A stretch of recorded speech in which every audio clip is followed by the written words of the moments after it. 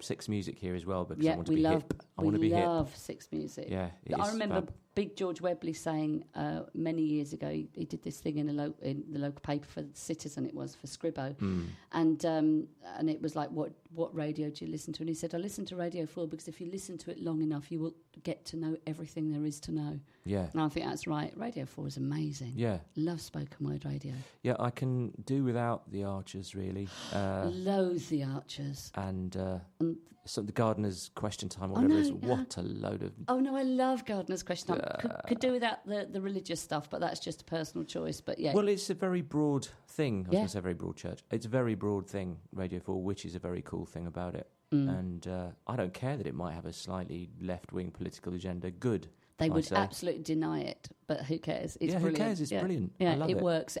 I'm safe with Auntie Beeb, I think. Yeah. There we go. So back to you. Yeah. When did you start... What was your first band that you can say you really thought was a really solid band? I'm too embarrassed to say, really. Don't you dare. You must not be. All the bands up until the fairly recent past have been a bit of a joke looking back on them because of the different influence. I guess the first one that I really enjoyed was that post-punk band because we were like really into what we were doing and doing it the best we could. We were rubbish, but we had fun. But you see, that is kind of a bit of a crafty question because I would argue that even if in retrospect it wasn't that great, at the time you were giving it everything you had at your age and with that experience, and you were learning your craft. Yes. So I think that's really important. So I actually reckon that every band we're ever in is good enough for what it was at the time. Some of them are obviously more crafted, more popular. Yeah. You get better experience, but I think everything you do really counts because it's all part of the learning process. Yeah, I mean, I think I've been in the 80s. I've been in like horrible kind of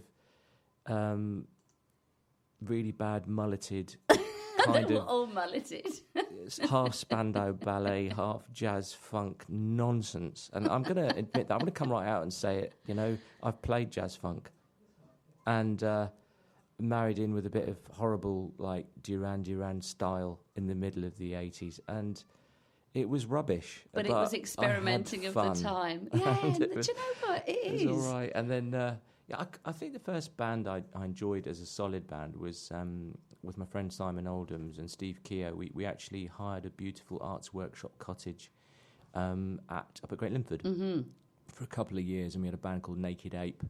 We thought we were deep, but and we just locked ourselves in there for a couple of years. Did Steve Keogh play with Graham D many years ago? Yeah, I thought so. Yeah, he's a nice lad. The Contenders. Yes, that's right, the Contenders.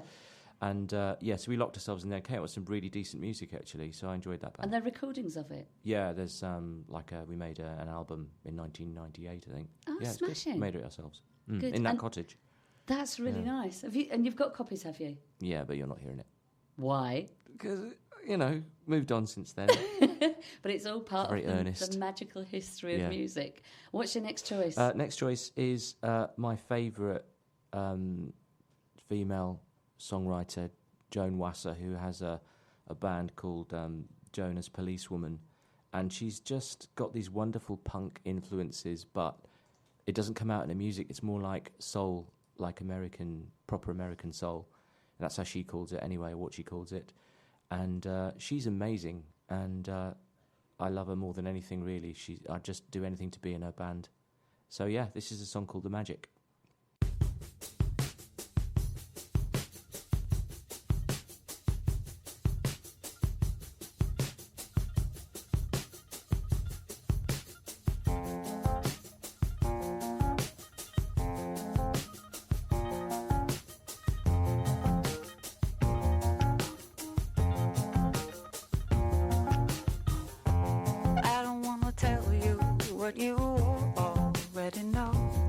This is me that you're talking to, and anything I say, I have said before. When will it be enough?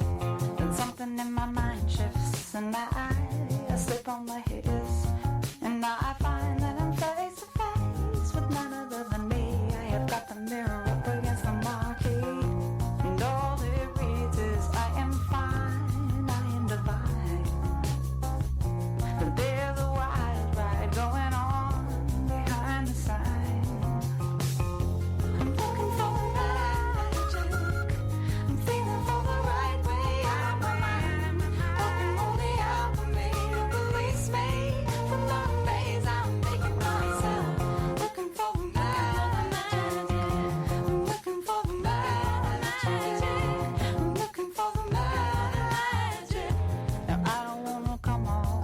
like I am. I'm losing my head, but the shadow inside of me is begging for directions to illicit city. Oh, illicit city. But I wanna do better than survive this life, 'cause it is a dream. I wonder if the wild animals living in me, will they ever find freedom? And all I fear is what I fear, my Leviathan. I feel it rising up to cut my ocean open. I'm looking for the magic, I'm feeling for the right way out of my mind. Working only out for me to release me from the maze I'm making myself. Looking for the magic, I'm feeling for the right way out of my mind. Working only out for me to release me from the maze I'm making myself. Looking for the magic, I'm looking for the magic, I'm looking for the magic.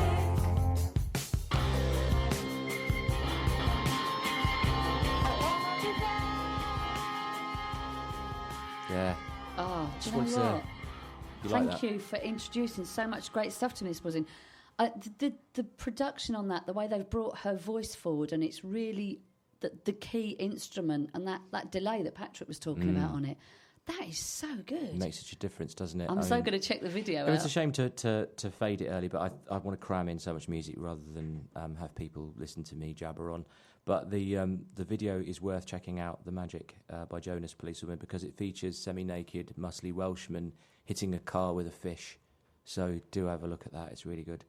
Sounds so yeah, perfect. Joan as Policewoman, she's brilliant.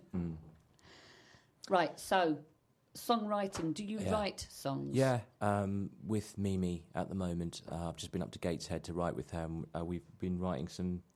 We wrote a lovely tune I was really tempted to put on. Well, I think it's lovely, mainly because Mimi's voice is on it.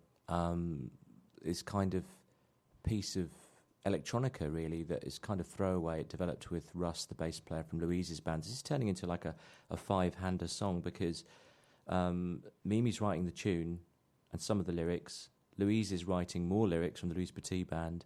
Russ has played bass. Mimi's played keyboards. Rich Huxley from Hope and Social, I'm hoping, will produce it. And I'm playing drums on it, or just some electronic drums on it. So, yeah, I was tempted to bring it along because it's a really sweet tune, but it's not finished, nowhere near finished, actually, but it sounds great. You're going to have to come back then. Yeah, I will. That'd I be will. good. Yeah, thank you. Yeah. So yeah. you, when you're songwriting, does it Yeah. start in different ways? Yeah. So tell me about a normal, if there is a normal start songwriting would process be for me you. driving down the motorway and then having it going into my voice recorder on my iPhone, and I get like a melodic fragment or an idea for a lyric, and then I'll ring Mimi up excitedly and say, I want to do this. Or I'll start with the drum pattern, give that to Mimi, and she writes to drums. Oh, does she? Yeah, that first track, Capable of Love, she wrote just by listening to the drum part and just sang over it. So you started with that song started with the drum part? With drums, yeah. It was just this kind of jungly drum part, and Mimi wrote to it, and then Tim Bazell from London added all the synth parts and then gave it a mix. But that's one of the wonderful things about songwriting is that so many people do it differently. Yeah. And a snatch of something will come to somebody, you know, whether it's a phrase, a musical phrase, some lyrics or something like that, and then off it goes. And the collaborative process is wonderful. Yeah, I love that. And I'm lucky to have met and continue to network with some amazing people. And it's just chatting to people. You get to know that people into different things can bring different flavours, different ideas and influences. And it somehow at the moment I've been lucky enough to, I think, create something that's pretty cohesive. And it sounds all right, you know, and it sounds like it's made by like a more consistent set of influences, really. And I think, I'm but really that enjoying also it. happens with age, doesn't it? You kind of go through your process when you're younger of doing What are your you saying, experimental Kaz? stuff. Are You're you- old. Right. Just clearing I'm it old, up. yeah. Yeah. But we're the same Oh, I'm age, go- I'm gonna so, go. you know, we might as well just be old. Yeah, It's fine. There's I'm nothing wrong with it. 31. Yeah. Yeah, so was I a while ago. Yeah. So but it is that thing where you come to a point where you kind of, you know where you're going, but you're still exploring and you never know what's ahead I mean, of you that's creatively. the beauty of mixing with people like Steve McDaniel, who I've mentioned until now, but he's one of my heroes, one of my main influences my best friend in Milton Keynes. You're going to have him in tears. He's an amazing bloke. I mean, he's just like this undiscovered thing that he's just so modest, and he doesn't big himself up enough. And his music is amazing, and he should be writing film scores. He should be writing compositions for orchestras. I think he does, but I know he does write that way. It's just that he hasn't been picked up yet, and he should be. I completely agree with everything you said about him. He's in the mix as well. Fabulous. We'll get to playing a track later on that he worked on with me. That was dedicated to my girlfriend, actually. But he really helped me write that one, and he's incredible. He is, and he's such a nice person that he doesn't push himself enough. No, he just doesn't. Does it. You're listening, Steve. Get on it, man. Of course he's listening. Of course he is. He's marvellous. Yeah. So there you go. That's a big up for Steve McDaniel. Yeah. Next piece of music. Yeah, this is one of mine. Again, this is with Mimi, and this is a cover of Bowie's Wild as the Wind. And this one, again, started with, I just thought, you know what, I love this song. I really want to do our own version of it, make it our own. And it started with... throwing in Mimi's direction, actually, this time, and she just came up with this simple thing on her keyboard, and made it more electronic, and her beautiful voice kind of layered up on it, and then I sat and scratched my head about a drum part and came up with this. So, yeah, this is Wild as the Wind.